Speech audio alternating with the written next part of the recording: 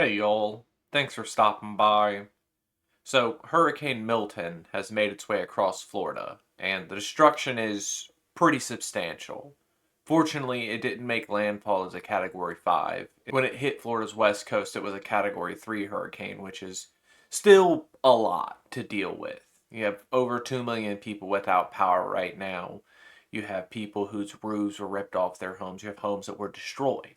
I've said in previous videos, but in the upcoming weeks, people are going to need a lot of help, and we should do what we can to help each other out. Now, one thing that happens a lot during these hurricanes is people talk about looters. Even when I was stranded during the flooding during Helene, I had a moment where some men from the city came by to turn my gas off, and, initially that is what I thought. Two dudes who I don't recognize rolling up on my house on boats. It was very concerning for me, but nothing bad happened to me, and I'm hoping nothing bad happens to the people of Florida. But looting is happening one way or another. Just the problem is it's not what you expect it is. It's not coming from poor people that are taking the wealth out of Florida. Now, as many of you know, Elon Musk runs a satellite internet company called Starlink. They can get you internet basically anywhere in the world as long as you have the right receiver equipment. And it's very useful, I would say, during these emergency times. If you don't have reliable internet, satellite might be your only option, and especially during a disaster moment like this, whether it's from natural causes or from wartime, sometimes this will be your only bet.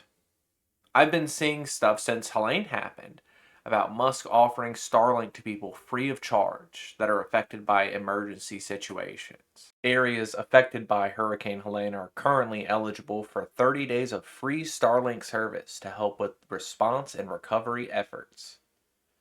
And you'll notice this community notes at the bottom. Plenty of people will tell you nothing in life is free, and I get that. You always want something back for the things you've done.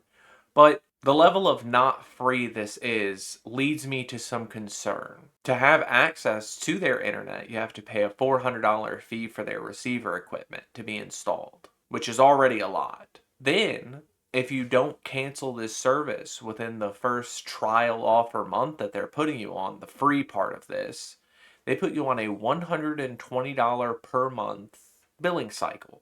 That's $520 that you're going to be out of if you don't cancel this. 400 no matter what, but that's half a grand.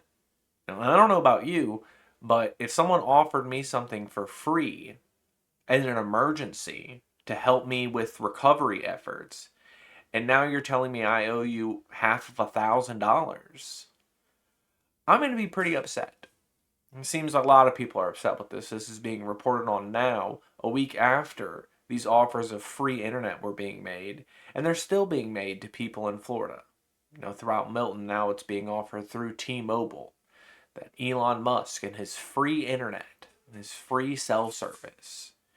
Looting is happening either way, but it's just not coming from poor people knocking in your door and stealing your stereo equipment.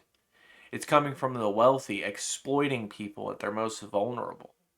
And it doesn't even have to be on this sort of macro level like with Elon Musk. You even have streaming personality types who would take advantage of people for their either amusement or personal benefit.